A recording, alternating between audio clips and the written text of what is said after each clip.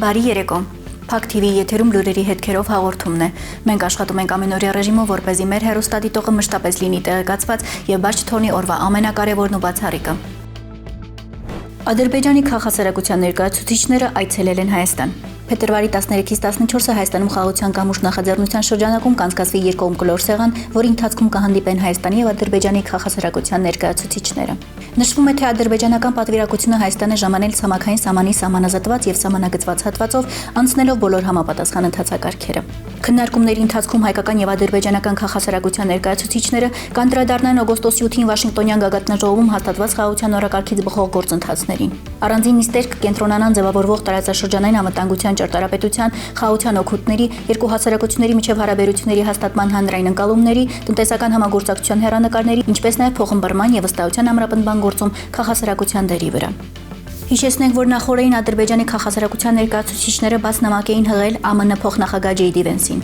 նշելով, թե արևմտյան ադրբեջանցիները տարածքային պահանջներ չեն ներկայացնում եւ նրանց նպատակը իբր թե ոչ թե սպառնալն է Հայաստանի ինքնիշխանությանը, այլ խաղաղության եւ արժանապատվության պայմաններում իրացնել մարդու հայրենի վայրեր վերադառնալու հիմնարար իրավունքը։ Փաստացի ադրբեջանցիները Հայաստան վերադարձի հարց են բարձրացրել ԱՄՆ փոխնախագահ Ջեյ Დი Վենսին ուղղված նամակում։ Հիշեցնենք, որ ավելի վաղ էլ Բաքու է ժամանել Հայաստանի քաղաքասարակության ներկայացուցիչները։ Քննարկել էին Հայաստանի եւ Ադրբեջանի միջև խաղաղ գործընթացի դինամիկան, քաղաքացիական հասարակության դերը երկխոսության խթանման գործում, համատեղ նախագծերի իրականացման հեռանկարները։ Այս լուրերի ֆոնին հայտնի է դառնում, որ Ադրբեջանի մեկ քաղաքացի Հայաստանում ապաստան է հայցել։ 2025 թվականին Հայաստանում ապաստան ստանալու համար Ադրբեջանի մեկ քաղաքացի է դիմել։ Ըստ վիճակագրական կոմիտեի տվյալների նա 35-ից 64 տարեկան տղամարդ է։ Նշենք, որ Հայաստանում ապաստան են հայցել նաև Թուրքիայի 7 քաղաքացի։ Նշենք, որ 2024 թվականին Հայաստանում ապաստան հայցողների թիվը 2025-ի համեմատ փոքր-ինչ ավելի է եղել՝ 665 անձ։ Հետքահազանգում է 2025 թվականին Հայաստանի քրեակատարողական հիմնարկներում մահվան դեպքերը կրկնապատկվել են։ Եթե 1 տարի առաջ անազատության մեջ մահացել էր 12 մարդ, ապա 2025-ին 24։ Քրեակատարողական ծառայության տվյալներով 24 դեպքից 16-ը եղել է կենսաբանական մահ, իսկ 8 ինքնասպանության։ 2024 թվականի արձանագրված 12 մահերը եղել են կենսաբանական, ինքնասպանության դեպք չի արձանագրվել։ Մահվան ամենաշատ դեպքերն արձանագրվել են Արմավիր քրեակատարողական հիմնարկում։ Ինքնասպանության փորձերը ավելացվել են։ Եթե 2024 թվականին ինքնասպանության փորձ էր կատարել 14 մարդ, ապա 2025-ին ծայրահեղ քայլի դիմել է 26 մարդ։ Այստեղ էլ պատկերը մտահոգիչ է, քանի որ անձանց եւ դեպքերի աճը ցույց է տալիս, որ մեկից ավելի ինքնասպանության փորձ կատարողներ են եղել։ 2025 թվականին անազատության մեջ պահվող 183 մարդ ինքնավնասում է կատարել։ Սա նշանակում է, որ երբեմն նույն անձը մեկից ավելի ինքնավնասում է արել։ Հացադուլ է հայտարարել 202 դատապարտյալ եւ կալանավորված անձ։ Քրեակատարողական հիմնարկներում եւ մարմիններում հասարակական վերահսկողություն իրականացնող դիտորդների խմբի անդամի գնահատմամբ 2025 թվականի վիճակը շատ մտահոգիչ է։ Փորձագետը հիշում է, որ նման բարձր ցուցանիշներ եղել են մոտ 10 տարի առաջ։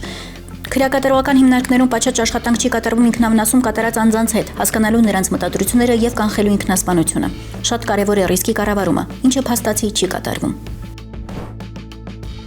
Արցախի պետնախարարը ահազանգում է 2023 թվականին պահեստի պայթյունի զոհվածների ընտանիքների կարգավիճակի չլուծված լինելը արդեն բերել է կոնկրետ ողբերգության։ Միայնակ Մարիը երկու անչափահաս երեխաների հետ 2 ամիս հետ չի կարողանում վճարել տան վարձը եւ այսօր հայտնվում է փողոցում։ Իր աշխատանքով հազիվ է ապահովում սննդի նվազագույն կարիքները։ Սա Հայաստանի Հանրապետության կառավարության անգործության ուղիղ հետևանքն է եւ ստեղծված վիճակի ամբողջ պատասխանատվությունը կրում է Հայաստանի Հանրապետության վարչապետը եւ գործող իշխանությունը։ Հիշեցնենք, Արցախի բենզինի պահեստի պայթյունի հետևանքով զոհվածների հարազատները ավելի վաղ բաց նամակ էին գրել Հայաստանի կառավարությանը, խնդրելով պայթյունը ճանաչել ռազմական գործողության հետևանք եւ տրամադրել համարժեք սոցիալական աջակցություն։ Զոհվածների հարազատները Հայաստանի կառավարության ազգային ժողովին ու պաշտպանության նախարարությանն ուղղված իրենց բաց նամակով խնդրում են լուծել պայթյունի հետևանքով զոհված անհետ կորած անձանց ընտանիքներին հատուցման հարցը, համարժեք սոցիալական աջակցություն ցուցաբերելով պայթյունից տուժած բոլոր անձանց ու ընտանիքներին։ Նրանք շեշտում են, որ չնայած բռնի տեղահանված արցախցիներին տրամադրվող բնակվարձի աջակցությանը, իրենք ունեն լրացուցիչ աջակցության կարիք։ Ի պատասխան դիմումների նրանք ստացել են միայն ձևական պատասխաններ, որոնցում նշվում է, թե հարցը դուրս է տվյալ մարմնի լիազորությունների շրջանակից կամ դեռևս քննարկվում է։ Տեղի ունեցավ ուժեղ Հայաստան կուսակցության պաշտոնական շնորհանդեսը։ Կուսակցությունը, որը ստեղծվել էր մեր ձևով շարժման հիմքի վրա, հայտնեց, որ ուժեղ Հայաստան կուսակցության նախագահ է ընտրվել բարերար գործարար Սամվել Կարապետյանը։ Կարապետյանը սակայն գործող օրենսդրական կարգավորումներով չի կարող ընտրվել վարչապետ։ Նա Հայաստանի քաղաքացիությունից բացի նաև Ռուսաստանի Դաշնության քաղաքացիություն ունի։ Կուսակցությունից հայտնում են, ընտրություններից 20 օր անց ազգային ժողովի առաջին նիստին հանդես կգան օրենսդրական փոփոխության որոշմամբ։ Հաջողության դեպքում ուժեղ Հայաստանը պատրաստվում է ԱԺ քվեարկության փոխել Սահմանադրության 148-րդ հոդվածը։ Այս հոդվածով կառավարության անդամին ներկայացում են նույն պահանջները, ինչ ազգային ժողովի падգամավորին։ Իսկ ԱԺ падգամավոր կարող է ընտրվել 25 տարին լրացած վերջին 4 տարում միայն Հայաստանի Հանրապետության քաղաքացի հանդիսացող, վերջին 4 տարում Հայաստանի Հանրապետությունում մշտապես բնակվող, ընտրական իրավունք ունեցող եւ հայրենին տիրապետող յուրաքանչյուր ոք։ Հայաստանն այսօր ջրբաժանի առաջ է կանգնած, շարունակել այսպես, թե սկսել լրջորեն զբաղվել վերածննդով։ Երկիրն 8 տարի կառավարած վարչապետի սիրտը երրորդ ժամկետ է ուզում, ասել է մեր ձևով շարժման համակարգող Նարեկ Կարապետյանը։ Նա համոզմունք է հայտնել, որ ուժեղ Հայաստանի հաղթանակն անխուսափելի է եւ այդ մասին են վկայում ոչ միայն անցկացված սոցհարցումները, այլև գործող իշխանության խոճապը Սամվել Կարապետյանի նկատմամբ։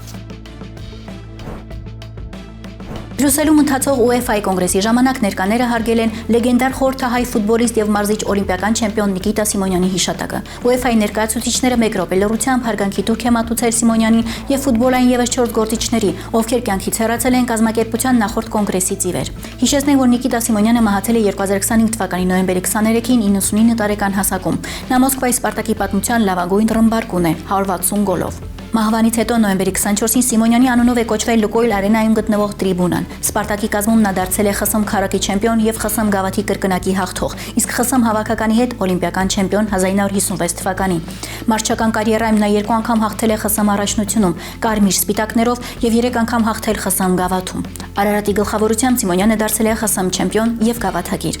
Նա նաեւ գլխավորել է ԽՍՀՄ հավաքականը եւ Օդեսայի Չեռնոմորեցը։ Այսօրվա համար այսքանը։ Իսկ դուք շարունակեք մնալ Փակ TV-ի հետ լուրերի հետքերով եւ մի մոռացեք դառնալ մեր YouTube-յան ալիքի բաժանորդը օրվա ամենակարևորն ու բացառիկը բաց չթողնելու համար։